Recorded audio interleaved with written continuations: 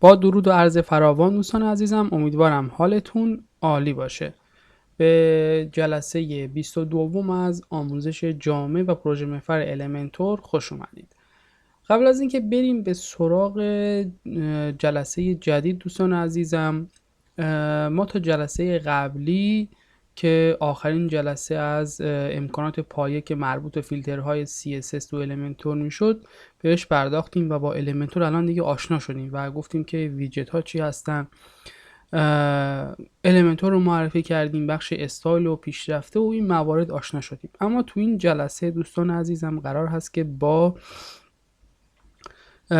قابلیت فلکس کانتینر آشنا بشیم. خب فلکس کانتینر دوستان عزیزم یک قابلیتی هست که المنتور اضافه کرده و تو آپدیت ها هم بهش اضافه شده. خب این قابلیت چی هست دوستان؟ ببینید ما تا اینجای آموزش ها با استفاده از ستون و بخش داخلی و این موارد اومدیم حالا المان ها رو تست کردیم، یه سری موارد رو به صورت عملی باش کار کردیم. اما فلکس کانتینر از نظر طراحی و از نظر کدهایی که تولید میکنه نسبت به ستون و بخش داخلی و این موارد خیلی کمتر هستش. از نظر ریسپانسیو بسیار عالی هستش و میتونم بگم که تا 70% ریسپانسیو ما طراحی که انجام میدیم انجام میشه.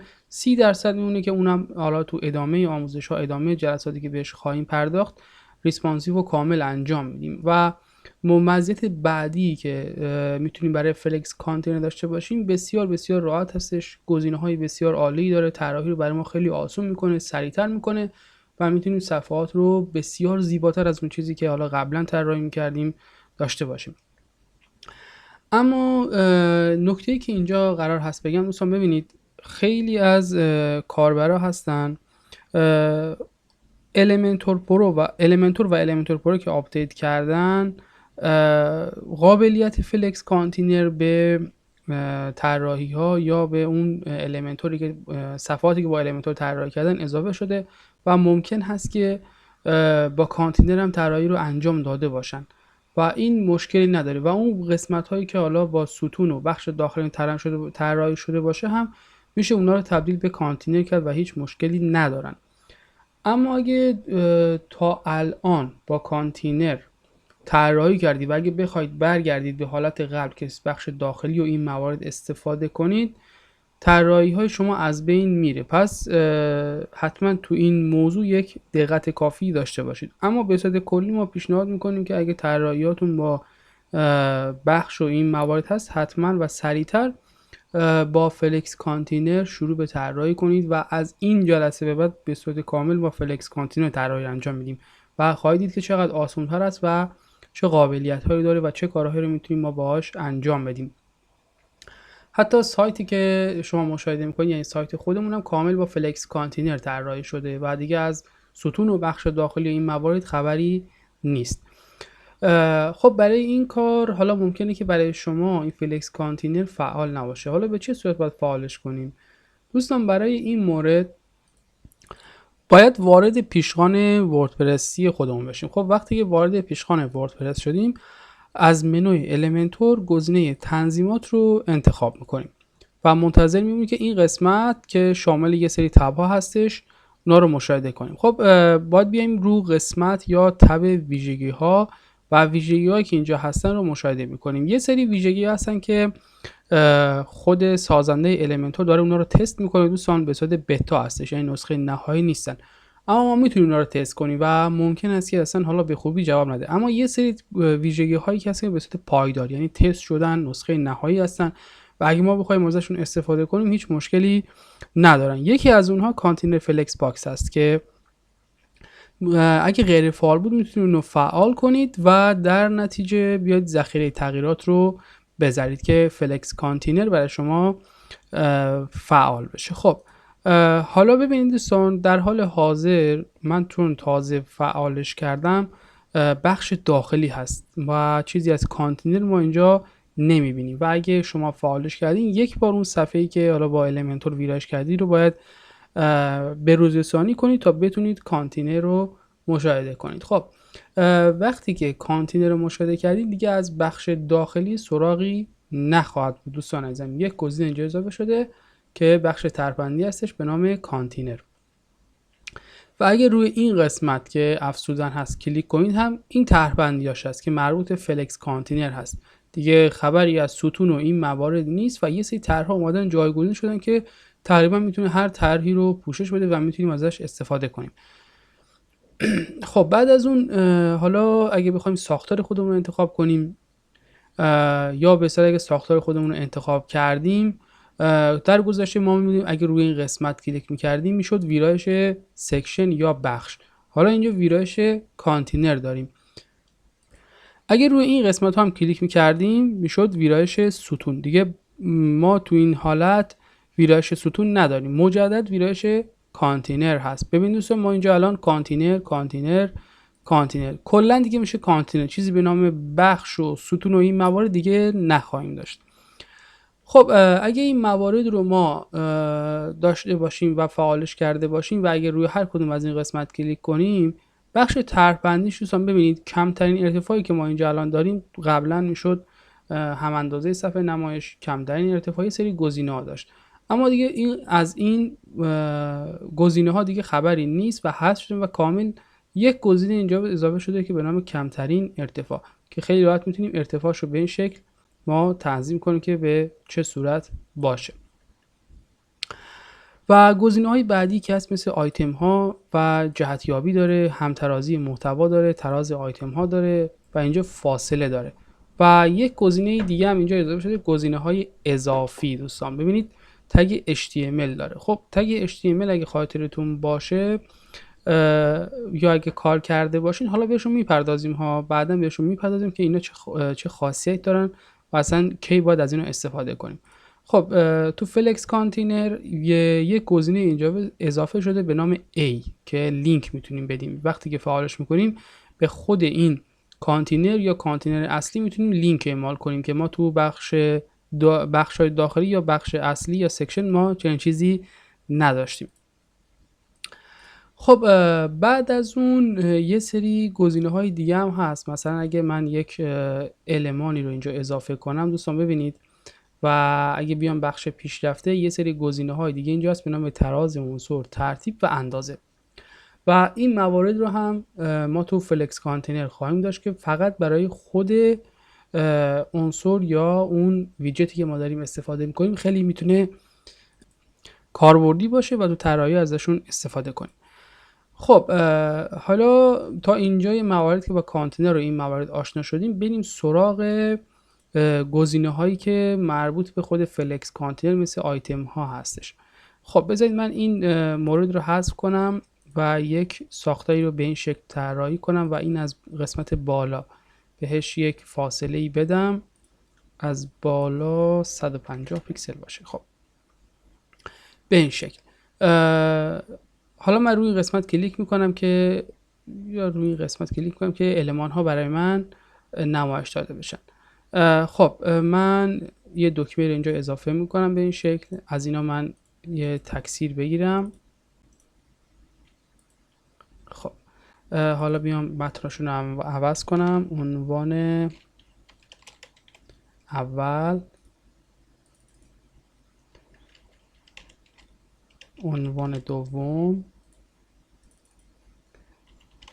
مود رو بذارم عنوان سوم و عنوان چهارم.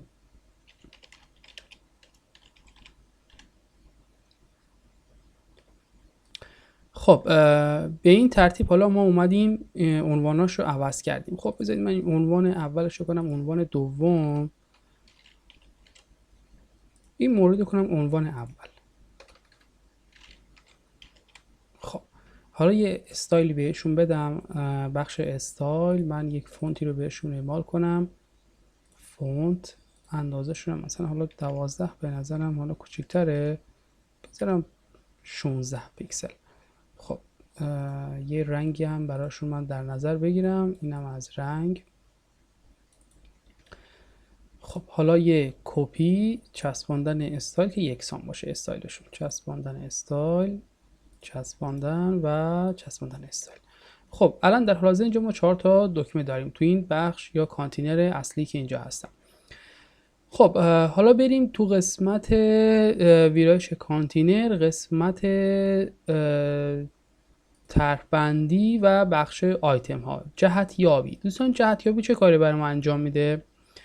اگه من بیام اینجا ترازش رو انتخاب کنم، مثلا بگم مثلا عمودی باشه، چه اتفاقی افتاد دوستان؟ ببینید خیلی راحت زیر هم قرار گرفتن. اگه بیام ردیف معکوس کنم، عنوان اول میره انتها و عنوان چهارم میاد ابتدا. یا اگه معکوس به این شکل بشه، دوباره عنوان چهارم اول، عنوان اول میره انتها. پس این قابلیت رو ما تو جهتیابی میتونیم داشته باشیم. خب مجدد برمیگردن به صورت افقی و به این شکل کنار هم قرار گرفته باشن. همترازی محتوا. همترازی محتوا چه کاری رو انجام میده؟ خب عرض این کانتینر ما در حال حاضر به صورت پیش‌فرض 1140 پیکسل هست. اگه همترازی محتوا استفاده کنیم، برای مثال من اگه بیام اینو وسط قرار بدم، محتوایی که اینجا هستن میان وسط قرار میگیرن دوستان. و اگه بیام اونا رو پایان بذارم میام در انتها، و اگه آغاز بذارم میام در ابتدا قرار میگیرن. و اگه بیام فاصله بینابینشون رو فعال کنم، این آیتم ها یا این محتوایی که اینجا قرار گرفتن در عرض 1140 پیکسل پخش میشن و با یه فاصله مناسب کنار هم قرار میگیرن.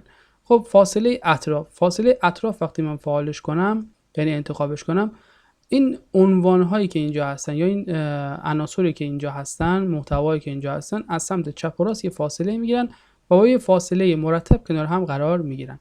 حالا فاصله یک نواخت به چه صورت ازش؟ ببینید فاصله ها به صورت یک نواخت تو عرض 1140 پیکسل پخش میشن و به این شکل نمایش داده میشن. خب این دیگه حالا سلیقه‌ای هستش، مربوط میشه به اون بخش هایی که شما دارین طراحی میکنین، مربوط میشه به اون المان هایی که دارین درج میکنین و میتونه خیلی راحت این موارد تنظیم بشه و ازشون استفاده کنید. خب من اینو به این صورت حالا غیر فعالش میکنم و امیدوارم که از همترازی محتوا کامل حالا متوجه این مورد شده باشید. خب اگه بخواید به صورت کامل با فلکس آشنا بشید، باش کار کنید، ما پیشنهاد میکنیم که خیلی تمرین کنید. حالا تا انتهای ویدیو ما همه موارد رو توضیح میدیم که بعد از اون خیلی راحت میتونید باش کار کنید و تمرینات لازم رو داشته باشید. تراز آیتم ها. خب ببینید تراز آیتم ها چیکار میکنه؟ الان ما 4 تا آیتم داریم دیگه، یعنی عنصر داریم، 4 تا عنصر یا آیتم داریم.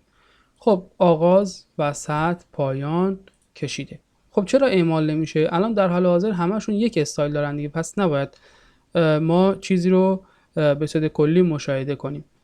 حالا اگه من یه المان دیگه استفاده کنم، مثل المان تصویر، میارم توی این قسمت من درجش میکنم، تصویر خودم رو انتخاب میکنم، مثلا این لوگو رو من انتخاب میکنم به این شکل. ببینید الان به چه صورت شدن؟ الان دیگه تو یک راستا قرار نگرفتن و این دکمه‌ای که اینجا هستن نسبت به این تصویری که من اینجا درج کردم بالاتر هستن.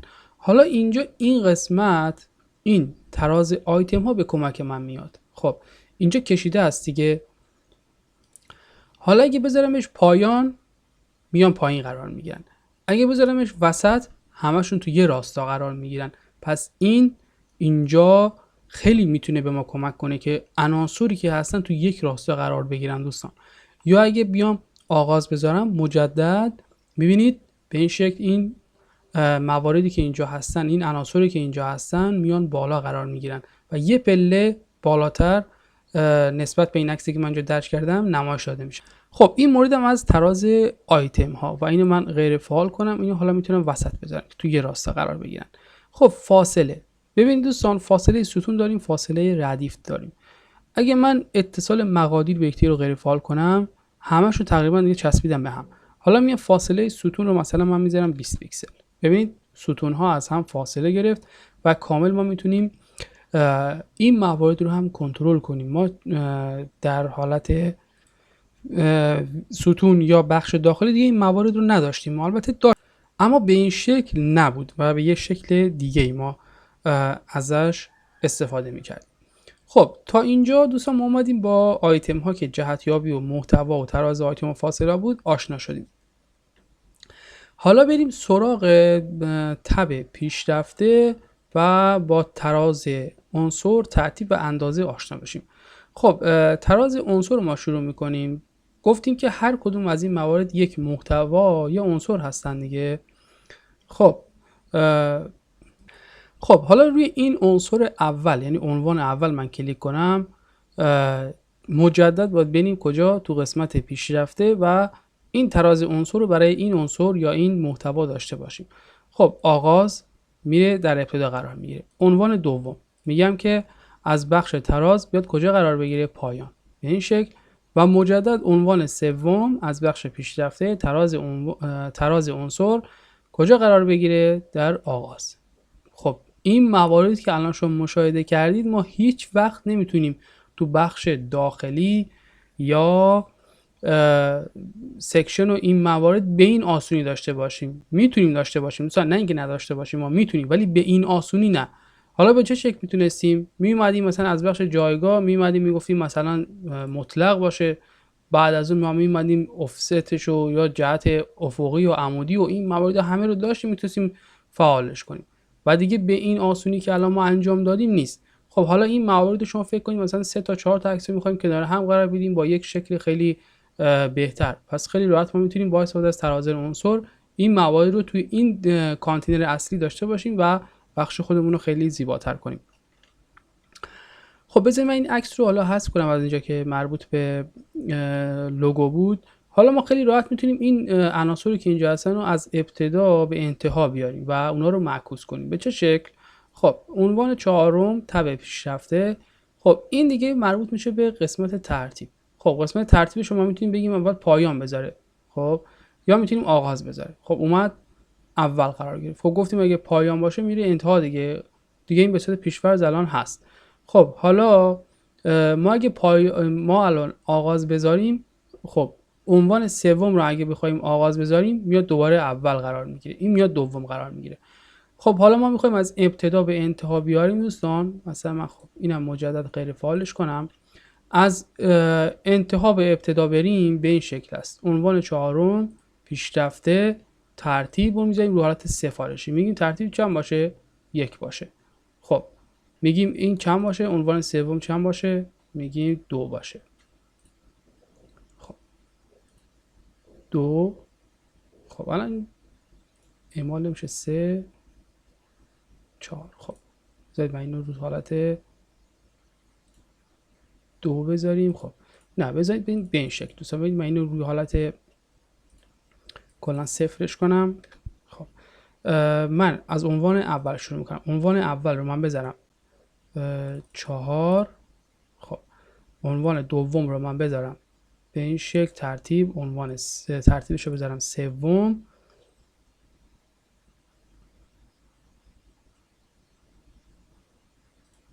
عنوان دوم اینه. من عنوان سوم رو چند گذاشتیم؟ ندی. عنوان چهارم رو من چند گذاشتم 1. عنوان سوم رو من بذارم 2 و عنوان دوم، عنوان چهارم، عنوان سوم. خب عنوان دوم که 3 هست و عنوان اولم که 1 گذاشت، 4 گذاشتیم دیگه، به ترتیب شد 1، دوم، سوم، چهارم. میبینید به این شکل الان خیلی راحت برای ما معکوس شدن و میتونیم از این قابلیت هم استفاده کنیم. خب اندازه شون در حال حاضر دوستان ببینید، مثلا اگه من بگم بزرگ شدن باشه، ببینید به این شکل شد. الان کل این قسمتی که اینجا هست مربوط به کانتینر اصلی هست و در بر میگیره. یا مثلا کوچک شدن بذاریم کوچیک میشه. خب اگه سفارشی بذاریم میگه بزرگ شدن، کوچک شدن. خب هر کدوم از اینا اگه من رو حالت 5 بذارم، خب 5 عنوان دوم و مجدد از بخش سفارشی که مربوط به اندازه است 5. خب این مورد رو از بخش اندازه روی 5 قرار بدم و عنوان 4 رو اندازه و اینم 5. به این شکل شد. الان دیگه چرا این موارد پر نمیشن دوستان؟ یعنی این فاصله که اینجا هست چرا پر نمیشن؟ خب حالا یه دلیلی داره. چرا؟ ببینید من بیام روی این قسمت ویرایش مربوط به خود دکمه و بخش استایل رو بزنم، این قسمت جایگاهی که اینجا هست بیام چیکار کنم؟ بیام کشیده بذارم. حالا چی شد؟ ببینید دوستان کامل این فضا رو پر کرد. موجب برای عنوان سوم استایل کشیده و به همین ترتیب برای مابقی عناصر کشیده و این مورد رو کشیده. ببینید الان این فضایی که ما داشتیم کامل از بین رفت و کامل کشیده شد و فاصله ها رو میتونیم به صورت یک نفق حتی برای خود اون عنصر که وجود داره انجام بدیم و فضای خالی دیگه ما نداشته باشیم و فضای خالیشو فقط با چی انجام بدیم؟ فقط بیایم تو قسمت ویرایش کانتینر اصلی خودمون بخش ترپندی فاصله ستون ها مثلا من بذارم 10 پیکسل فاصله ها رو کمتر کنیم به این شکل. پس این موارد هم شد مربوط به کانتینر فلکس باکس که مربوط به جهتیابی و همترازی محتوا این موارد هست. خب این مربوط به خود محتوا شد دیگه، یعنی ما اومدیم یک ساختاری که حالا یک کانتینر اصلی بود رو کنار هم قرار دادیم، ببخشید یه دونه تولید کردیم و اومدیم داخلش محتوا گذاشتیم. همه این موارد رو بقیه ساختارها هم قابل انجام هست.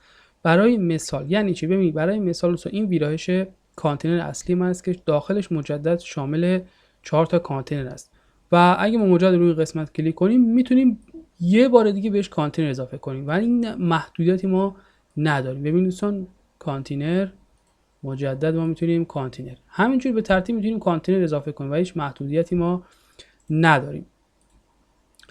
و از نظر کدهایی که تولید میشه خیلی نسبت به ستون و این موارد حالا کمتر هست دوستان و سبکتر هست. خب حالا رو هر کدوم از این کانتینری که هستن دوستان اگه ما یک حالا المان قرار بدیم مثلا اینجا یا یه ویدیویی درج کنیم یه دکمه‌ای مثلا درج کنیم ما به این شکل یا توی این قسمت هم ما یه تصویر درج کنیم و من تصویر اینجا انتخاب کنم.